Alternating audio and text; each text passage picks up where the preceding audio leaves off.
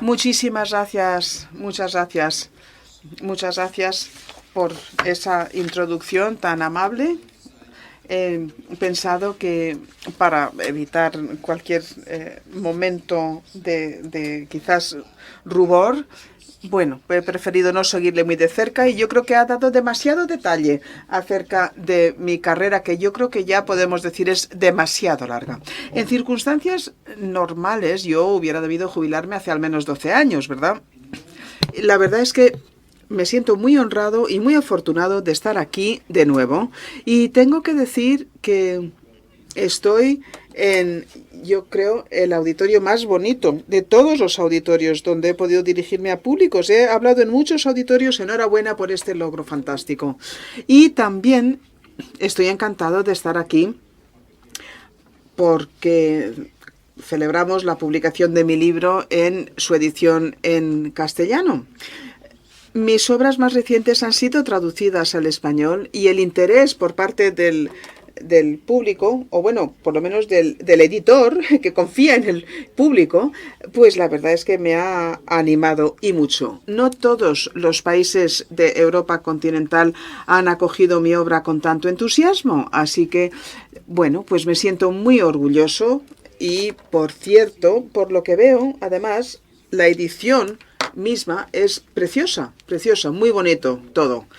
Ahora, sí, tengo que decir que he dedicado 6 horas del día de hoy en reuniones para hablar de mi libro con periodistas, expertos, así que si se me nota algo cansado, pues es culpa de mi anfitrión, lo siento. Lo que yo voy a hacer ahora es algo que no suelo hacer, pero me han pedido que preparara una conferencia, así que aquí va, una conferencia con todas las de la ley. Van a ser aproximadamente 35 minutos y yo creo que gracias a esta conferencia voy a poder explicar claramente de qué trata el libro. Con esto no quiero decir que no tengan ustedes que leerlo, porque por supuesto hay mucho material en el libro que a mí me parece interesante y valioso. Y algunos gráficos incluso tienen algo interesante que decir acerca de España. Y una de estas gráficas la voy a enseñar hoy. Confío, si la tecnología nos acompaña. Así que voy a empezar, si me lo permiten, con una cita. No voy a explicar ahora de quién es esta cita. Yo las he leído, me las he encontrado mientras investigaba y yo, bueno, pues llevo tiempo investigando porque iba a hablar acerca de política y de historia política y no es un campo que yo conozca íntimamente, pero es un autor que recuerdo de mis años de Oxford porque yo acabé efectivamente estudiando política y económicas. Estuve durante 2 años estudiando solamente a los clásicos. Y yo creo que ahora, pues creo que es sin duda la parte más importante de mi formación. Luego, sí es verdad que estudié económicas y me saqué la licenciatura para demostrar que sabía hacerlo. En fin, dice entonces que resulta evidente que la mejor asociación en un Estado es aquella que opera gracias a las personas medias, la clase media, y aquí el autor se refería a las clases medias. Y también que aquellos estados en el que la clase media es amplia y más sólida, más fuerte, si puede ser que las otras dos, y los dos son los ricos o los pobres, o al menos más fuerte que una de las dos solas, cuenta con todas las oportunidades para gozar de una constitución democrática bien gestionada. Y a esto me remito. Esto es el meollo de mi argumento. Y esta cita, me sorprende, nos llega desde Aristóteles. Bueno, el primer politólogo, ¿verdad? Y en esta obra, Política, es uno de los textos esenciales, junto con la República de Platón, que también van a encontrar citado en muchas ocasiones en mi libro. Y luego hay otra cita que no tengo no tengo aquí conmigo otro texto, es Neve Nagan. Y esto aparece en el templo de Apolo, en Delfos. Nada en exceso, nada en exceso. ¿Por qué? Bueno, a lo que me remito en mi libro, porque una sociedad sofisticada, civilizada, es el resultado de un delicado equilibrio de elementos que posiblemente entran en conflicto. Esto es un punto absolutamente esencial, fundamental. Y el gran error que cometen quienes están en los extremos es creer que esto se puede simplificar dejándolo en una única cosa. En el año 1937, y por eso escribí este libro, esta parte que viene ahora. En el año 1937 mi padre abandonó Viena, se fue a Inglaterra solo. Su familia más inmediata, es decir, hermanos, padres, hermanas, sobrinos, consiguieron milagrosamente escapar a Palestina en 1939, pero el resto de la familia quedó atrapada en Polonia y, excepto una joven que ha fallecido hace poco y a quien yo pude conocer, falleció en el Holocausto. En mayo del 40, el padre de mi madre, que era un hombre hecho a sí mismo, mayorista de pescado, nacido pobre en Ámsterdam, consiguió secuestrar un barco pesquero para llevar a su familia a Inglaterra a medida que penetraban en Holanda los ejércitos alemanes. Él era uno de 9 hermanos y él pidió a sus hermanos y a sus hermanas que se fueran con él, con sus familias. Ninguno quiso. Todos pensaron que estaban a salvo. Sus familias también, sin excepción, fallecieron durante el Holocausto. No sé a ciencia cierta cuáles son las cifras, pero básicamente toda mi familia, los hermanos y hermanas de mi padre y de mi madre, los hijos, mis primos, entre 40 y 50 hombres, mujeres y niños, fueron asesinados. Y esta catástrofe, por supuesto, fue el resultado del colapso de la civilización a principios del siglo XX en Europa. Este colapso se explica por múltiples razones, pero entre las más importantes, como explico en el libro, fue la catástrofe económica, la Gran Depresión. Hitler llega al poder, en última instancia, por la Gran Depresión. Mi conclusión entonces, cuando yo empecé a estudiar económicas, y ahora que ha pasado tiempo, es que si la gente no puede ganar dinero suficiente como para vivir decentemente, si no hay esperanza de una cierta prosperidad, el orden democrático, pacífico y estable basado en el consentimiento es difícil, cuando no imposible de garantizar. Y por eso este libro trata de esta idea. Yo empiezo a escribir este libro en el 2016 cuando Donald Trump llega a la presidencia en Estados Unidos y las mentiras de la campaña del Brexit transformaron a mi país. En ese momento me llamaron la atención y me siguen llamando la atención ahora mismo. Desde luego que no digo, por supuesto, no digo que lo que sucedió a principios del 20 está sucediendo ahora, pero sí digo que no podemos dar por supuesto la estabilidad de una democracia civilizada, ni siquiera la más poderosa, ni siquiera la de Estados Unidos de América. Ahora voy a hablar entonces acerca de lo que mi amigo, ahora amigo, Larry Diamond, que es profesor de Stanford y de la Hoover Institution y sin duda el más distinguido alumno estudioso de la democracia, lo que él llama la recesión democrática. Esto es lo que estamos presenciando ahora mismo, una recesión democrática. En una democracia liberal, una democracia caracterizada, por tanto, por derechos civiles individuales, el Estado de Derecho y el respeto tanto para los derechos de los perdedores como de la legitimidad de los vencedores, las elecciones justas y libres determinan quién se hace con el poder. Y sin ello es imposible que sea una democracia. Evidentemente, los intentos por cualquier jefe de gobierno y de Estado de derrocar las elecciones o anular el sentido de los votos son traición. Es una traición al orden constitucional. Pero esto es exactamente lo que Donald Trump ha intentado hacer, tanto antes como después de las últimas elecciones presidenciales. Ha fracasado porque personas decentes y muy valientes se han encargado de que fracasara. Pero aún hoy día, a pesar de estos resultados del Partido Republicano en las elecciones midterm, Trump sigue atrayendo a la base de su partido y, de manera obligada o no, de casi todos los candidatos presidenciales también.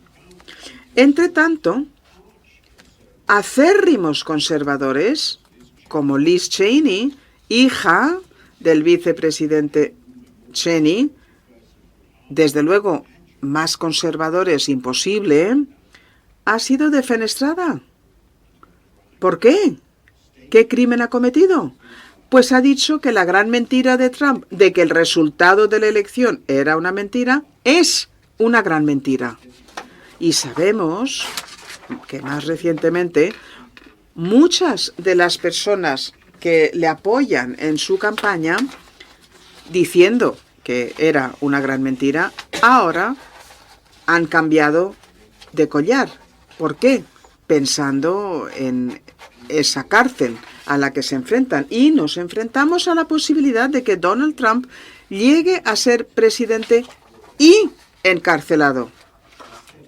O presidente en vez de estar encarcelado. El Partido Republicano, entonces, uno de los dos partidos más importantes en la más importante de todas las democracias del mundo, sencillamente ya no se siente comprometida para con la más básica de las normas democráticas, que es la de unas elecciones justas y libres. Pero ¿cómo va a sobrevivir una democracia si la gente piensa que lo único que importa es ganar? La democracia básicamente se fundamenta en valores morales, ética. Todos tenemos que pensar que somos ciudadanos. Nosotros gobernamos gracias a los debates, no obligando a nadie, y al menos de manera razonable debatimos honradamente. Si desaparecen estos valores, ¿qué queda? Solo la violencia. Pero Trump, debemos de lamentar, no está solo. Freedom in the World 2023, Libertad en el Mundo, de Freedom House, de Estados Unidos, independientes, publica la obra en febrero, informa que este año ha sido el 16 consecutivo en el declive de la salud de la democracia liberal.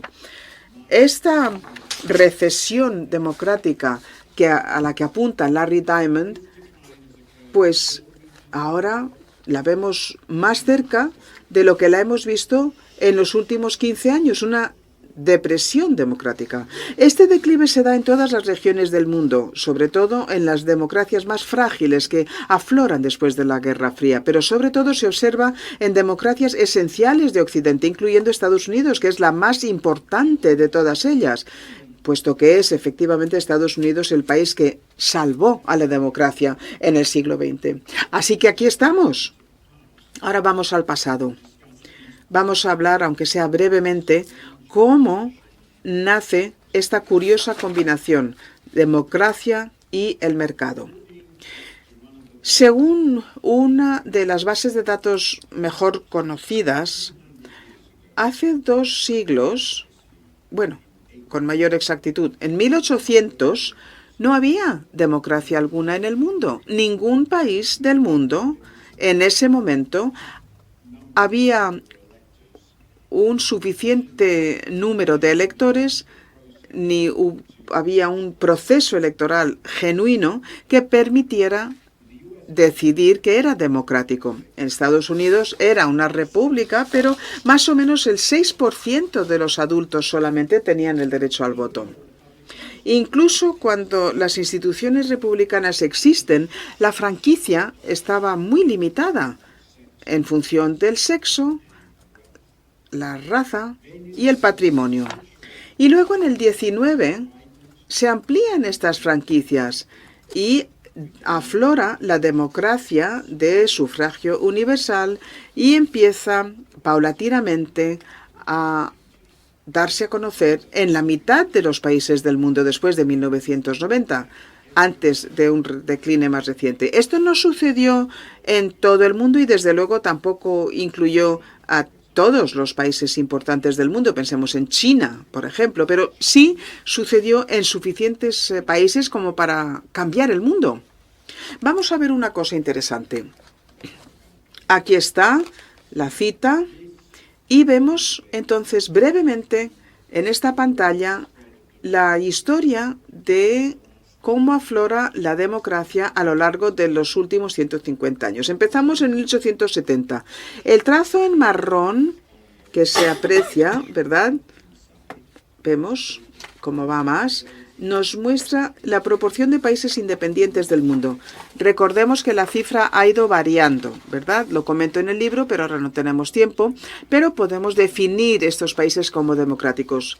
10% en 1800, justo después de la Primera Guerra Mundial, 40%, colapsa en los años del comunismo y del fascismo, solamente un 10%, se dispara luego a medida que Europa se va liberando tras la caída del nazismo y del fascismo en Italia, se estabiliza hasta más o menos 1980 y luego explota. Después de la caída de la Unión Soviética, vemos cómo se dispara para arriba. Luego está el trazo naranja y el trazo azul. Lo vemos, ¿verdad? Esto es una serie de medidas que hacen referencia a la apertura de la economía mundial. Podemos decir que es una medición de la economía y la ratio es de comercio global al PIB.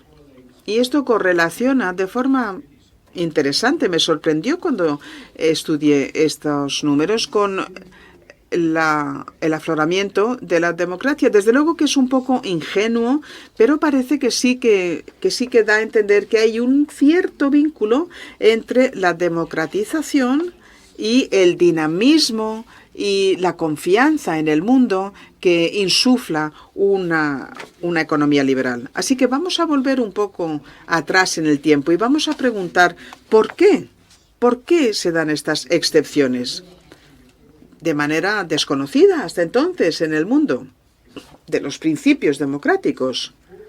Es importante recordar que, aunque aquí cueste un poco comprenderlo, que históricamente la forma más normal de estructurar las economías y las políticas de las sociedades que son agrarias o postagrarias ha sido la siguiente. El poder se ha casado con la riqueza y la riqueza se ha casado con el poder. O sea, muy directo, ¿no? Los más poderosos de la sociedad son los más ricos y viceversa.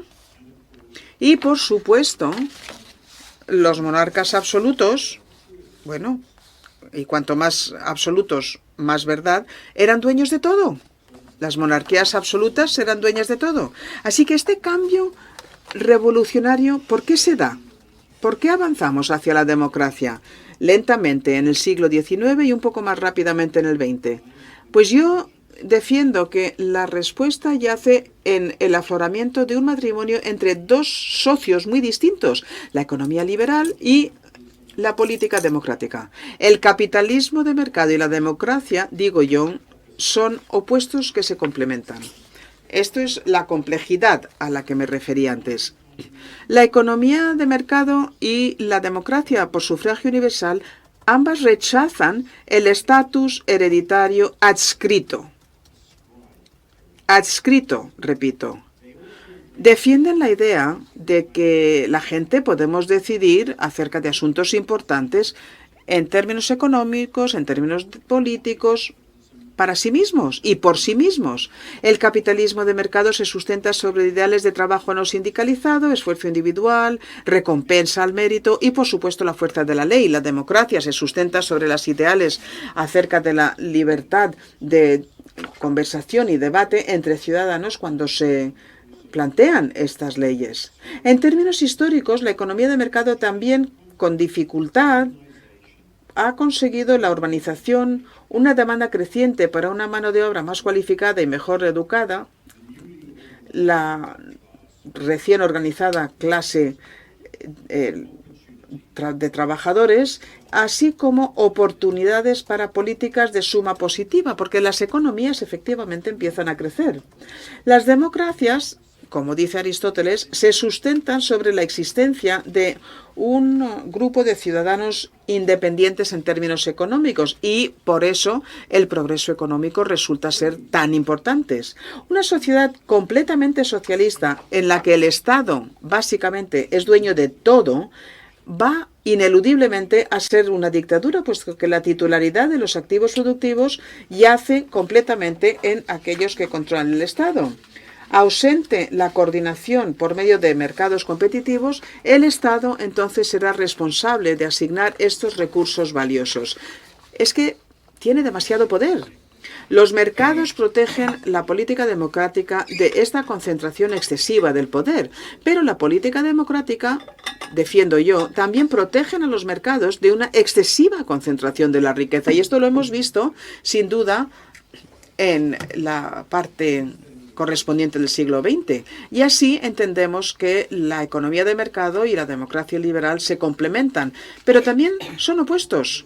El capitalismo, la economía de mercado, tiende a ser global, cosmopolita, mientras que el Estado democrático, por definición, es territorial.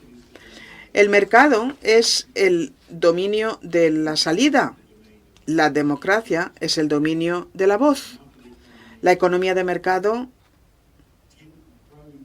tiende a ser poco igualitaria. $1, un voto, mientras que la democracia es, por definición, en teoría, igualitaria. Una persona, un voto. Por tanto, la tensión entre el capitalismo y la democracia, sin duda, van a resurgir. Y defiendo yo que si la economía no atiende los intereses de la mayoría, esta sensación de ciudadanía compartida se va a debilitar y vamos a ver cómo salen a la luz demagogos populistas. El populismo por sí, y aquí me refiero al antielitismo en la política, no es necesariamente letal para la democracia, en tanto en cuanto adopte la forma de una hostilidad justificada a élites predatorias. Pero demasiado a menudo, como Jens Werner Müller de Princeton dice, se convierte en una hostilidad hacia el pluralismo de por sí, y el pluralismo es un elemento absolutamente esencial para toda democracia. Y cuando sucede esto, la democracia se transforma en una dictadura plebiscitaria y, en última instancia, en una dictadura. Sin más. Alternativamente, desde el otro punto de vista, la concentración de la riqueza en la economía puede llevar a la plutocracia, porque la riqueza se va convirtiendo en poder. Y todo esto pasa en nuestros países y en concreto en Estados Unidos.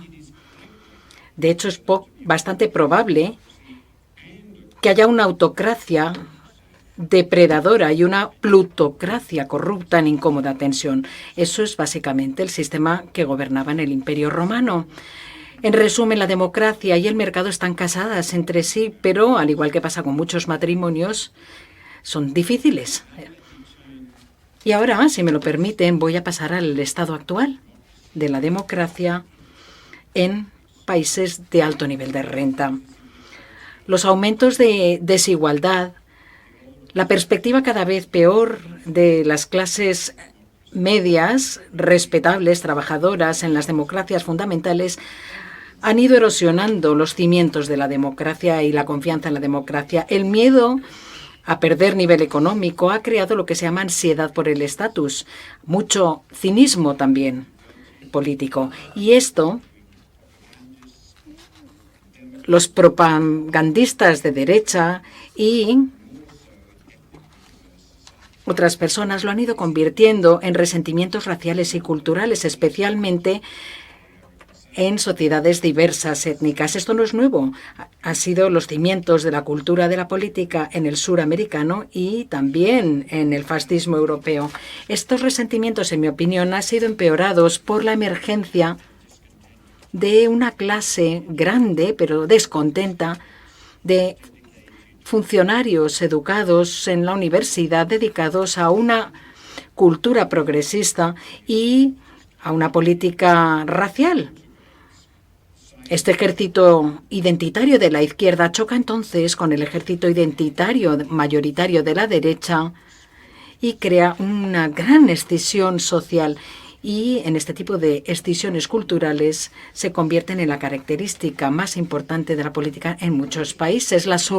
El resurgir de los nuevos medios han facilitado todas estas tendencias, pero en mi opinión no lo han creado, no son el origen.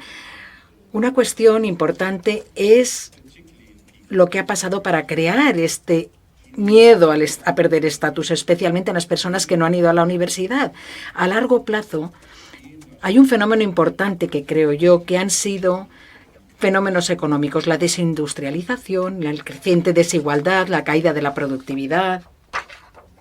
Y si me lo permiten, voy a mostrar este gráfico sobre desindustrialización. Hay varios, pocos, pero bueno, estos los he seleccionado, que muestra la cuota de la industria en el empleo en base a la caída en las acciones entre el 1950 y 2000. La barra en azul, que es negativa, demuestra el porcentaje tan grande que ha caído. Para poner el ejemplo más extremado, es el del Reino Unido. La proporción de personas que trabajan en sectores de la industria hace medio siglo se han reducido en 25 puntos porcentuales. Casi. Sí, casi 25 puntos porcentuales. Han pasado de 40 a unos 12 aproximadamente. Es impresionante el cambio económico. En España, como ven, han caído mucho, están en el centro aproximadamente. Y también, sorprendentemente, ha caído mucho Alemania, de un nivel excepcionalmente alto. No voy a entrar en los detalles, pero tiene mucho que ver con la reacción a las reformas Hausdorff. Hay un factor curioso, un hecho curioso, y es que en Estados Unidos y en el Reino Unido tenemos las desigualdades mayores de las democracias de renta alta. Y además, han tenido algunas de las políticas populistas de derecha extrema. ¿Es por casualidad? Lo dudo. Además, y creo que esto les va a sorprender, esto es lo que ha sucedido con década por década, crecimiento medio de producción por hora en los países desarrollados. Empezamos con los 50 y terminamos con 2010. Y si se fijan, claramente se ve un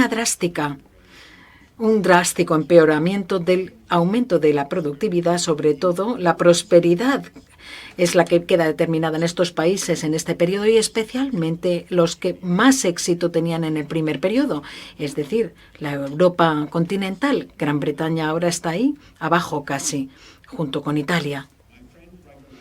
Mi amigo Raghuram Rajan defiende en un libro fantástico que se ha publicado antes de la crisis financiera justo que el crédito fácil disimuló estas tendencias. Pero ese crédito fácil estalló completamente en el gran evento enorme que es la crisis financiera. En mi opinión, la escala, la visibilidad de esta crisis, el rescate de los bancos y de los banqueros convenció a muchísima gente de que las élites que dirigían las sociedades no solo eran incompetentes, sino también corruptas. La crisis posfinanciera o el periodo poscrisis financiera ha sido drástico también, ha sido tremendo. En este gráfico, en concreto, creo que les va a parecer interesante y creo, de hecho, que es el último gráfico que he traído hoy. Es un gráfico un poquito complicado de entender, pero no tanto. Lo que muestra es la desviación proporcional de PIB por cápita, que es la medida más sencilla de la prosperidad, en el periodo que va desde el 2007 hasta el 2021, que es los últimos datos que yo tenía cuando publiqué mi libro, y desde la tendencia pre-crisis, y la tendencia pre-crisis era de 1990 al 2007. La línea verde, la de abajo, es España. En 2021, el PIB per cápita en España era 33% menos de lo que hubiera sido si la tendencia pre-crisis financiera hubiera continuado. En cualquier caso, el Reino Unido tampoco está mucho mejor parado. Y otro país que está muy cerca de España es Italia, claro. No debe sorprendernos que el país que sufrió menos empeoramiento, el que está arriba, sea Alemania, que sobrevivió a la crisis financiera relativamente bien. Así que hemos experimentado en los últimos 15 años un cambio dramático y hemos pasado a que se estanquen los niveles de renta en todos estos países. Y esa es la razón por la que en Estados Unidos, que está muy afectado, por cierto, como vemos en ese gráfico, ha bajado un 20% aproximadamente. Es por eso por lo que el rescate financiero y por lo que el establishment republicano estaba tan maduro para la toma de poder de los populistas. Pero básicamente lo sucedido desacreditó al establishment de ambos partidos, como ocurrió en el Reino Unido, y a los conservadores. El cambio hacia sectores y tecnologías incentivas en cualificación, la desindustrialización de la mano de obra, la globalización, el auge de China, fueron todos factores en que las poderosas fuerzas económicas subyacentes eran importantes. Aún así, hay mucha prueba de la emergencia del capitalismo rentista, con una reducción de la competencia, un aumento de los monopolios y un egoísmo desenfrenado de los ejecutivos. Es más, el papel del dinero en la política en Estados Unidos especialmente ha erosionado la base tributaria. No es sorprendente que la gente no crea en la política convencional. Y ahora, si me lo permiten, ya llegamos al final casi, voy a hablar de dónde nos encontramos en la actualidad con el capitalismo democrático. Branko Milanovic, un gran analista de la desigualdad, anterior economista del Banco Mundial, al que conozco muy bien, defiende que el capitalismo está solo, que no cabe duda de que va a sobrevivir. Defiende algún tipo de capitalismo al menos. Ahora bien, ¿qué tipo de capitalismo es el que ha ganado? ¿Es lo que Milanovic llama el capitalismo liberal, que yo llamo el capitalismo democrático? ¿O es lo que él llama el capitalismo político, que yo a su vez llamo capitalismo autoritario? Y de hecho, yo defiendo que hay dos tipos de capitalismo autoritario en el mundo. La versión más común, pero probablemente la menos peligrosa a nivel global, se deriva de una OPA hostil de las democracias desde dentro. El aspirante autócrata se come la democracia. Generalmente, él o ella empieza como demagogo populista y vemos este tipo de regímenes, por ejemplo, en un círculo pequeño de sirvientes de confianza, ascienden a miembros de la familia, a familiares y ministerios de la fuerza que están especialmente siendo fieles al líder en lugar del jefe de Estado. Los plutócratas suelen encontrar necesario apoyar al jefe al mando, que suele ser un gángster. En última instancia, incluso ellos solo sobreviven si sobreviven también sus compinches. El otro problema es lo que yo llamo el capitalismo autoritario burocrático, el sistema chino. La burocracia comunista opera una economía capitalista que puede ser autodisciplinaria, puede ser previsora, tecnocrática y racional. Incluso así, el capitalismo burocrático también sufre de las voces del autoritarismo, especialmente la tendencia a la corrupción y al capitalismo clientelista. Estos fallos dañan tanto a la economía como a la legitimidad política. Y de hecho, escribí en el caso de China en mi columna hoy, curiosamente. El capitalismo burócrata es un rival significativo para el capitalismo demócrata occidental. Aún así, es cierto también que las autocracias son y siguen siendo malos sistemas. No tienen una estructura de responsabilidad, no pueden tener debates abiertos, no pueden garantizar una transferencia en paz de poder y tienden al amiguismo desenfrenado y a la corrupción. De hecho, la corrupción a menudo se convierte en el sistema. Hemos de recordar que la democracia liberal ha llegado a superar muchas dificultades en los últimos siglos. Yo creo que sigue siendo aún así el mejor sistema.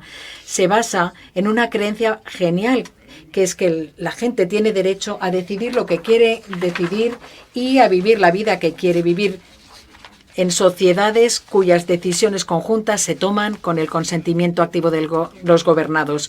Así que lo difícil es renovar la democracia y el capitalismo, y esta renovación debe estar animada por una idea sencilla pero compartida y potente, que es la ciudadanía compartida. Si la democracia tiene que funcionar, no podemos considerarnos solo consumidores, trabajadores, hombres de negocios, ahorradores e inversores.